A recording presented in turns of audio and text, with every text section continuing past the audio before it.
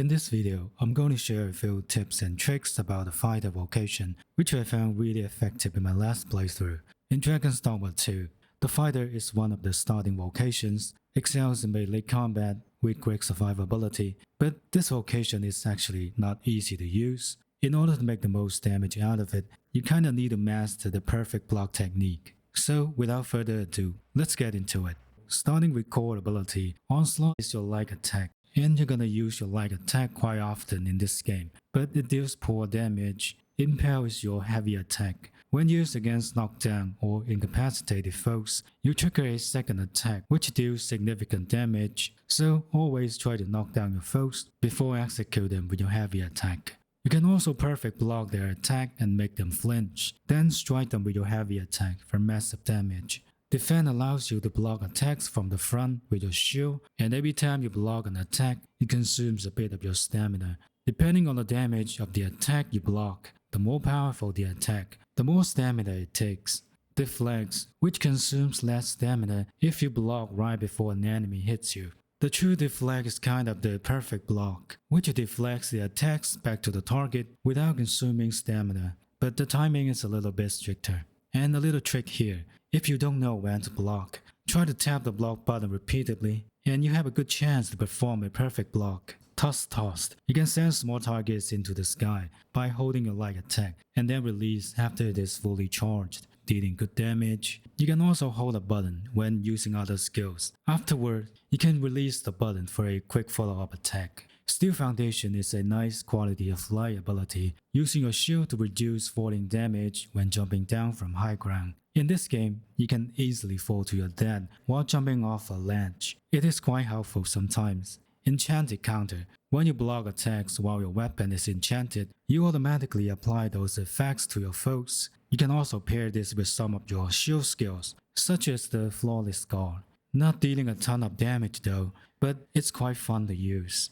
Next up, we're moving on to the weapon skills. Burst Strike. Everyone loves this skill. You charge forward and attack your target while closing the distance, which saves you from walking around the battlefield. For a melee-focused vocation, basically a must-have. Next is the Cloudward Slash, a skill incredibly effective against flying targets. You can strike down harpies with this skill and finish them off easily. Consider taking this skill. If you don't have an archer in your party, you can also hit the larger foes in the head with this ability, such as the Cyclops. Overall, great skill against flying targets.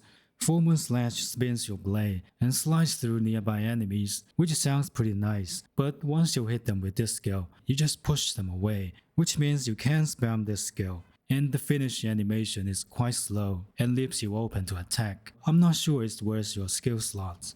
Cutting skill is quite useful against a single small target, pinning them down and stabbing them multiple times, but not that effective against larger foes. While stabbing the target, you're also vulnerable to attacks, so you don't want to use it in the heat of battle. But the nice thing about this skill is that when you hit a larger foe with this skill, you automatically mount the object. You can also use it when mounting, which makes it effective to target a foe's weak points. If you tend to cling to larger foes and attack their weak points, you may want to take this one. Hindsight Sweep. You dodge backward before charging in to deliver multiple strikes. If used right before getting hits, it deals even more damage. Next we have the shield skills. Shield Pommel, which knocks down smaller foes, allowing you to perform an execution attack. But most of the time you just send them flying away, which makes it quite difficult to catch up, unless you push them into a wall or something. If you want to send foes flying, I recommend a Toss instead. So I don't think this one is worth your skill slot. Next up we have another shield skill, the Shield Jump, essentially a taunt ability. But in this game, I don't think you need to draw enemies into attacking you. The thing is, your pawns can die as many times as they want. You just simply need to pick them up. But once you die, your game is over. And maybe you should have a pawn use this skill instead. So, a nice skill for the pawn, but not for the Arisen. Flawless Scar. And I definitely recommend this ability. Fairly useful against being stun locked. And stun locking in this game is quite annoying. You can now cancel the stagger animation every time you get hit, but it has no effect on being knocked down. Still, a really good ability. Vengeful Slash parries a target's attack before delivering a swift slash in return. Great skill for countering attacks. When it is activated, it automatically counters attack for you, but slowly consuming your stamina. Of course, you can cancel this skill by pressing any button. On a successful counter, you charge forward and slash anyone in the way, quick AoE damage, and it can counter almost any attack, except grabs from dragons or cyclops, a really wonderful skill in my opinion. Lastly, we have the ultimate skill, Riotous Fury. In Dragon's Dogma 2, every vocation has one or two master skills, which can be unlocked by finishing certain quests or received from specific NPCs. Unfortunately, I didn't get this skill in my last playthrough, but as far as I can tell, it is really good.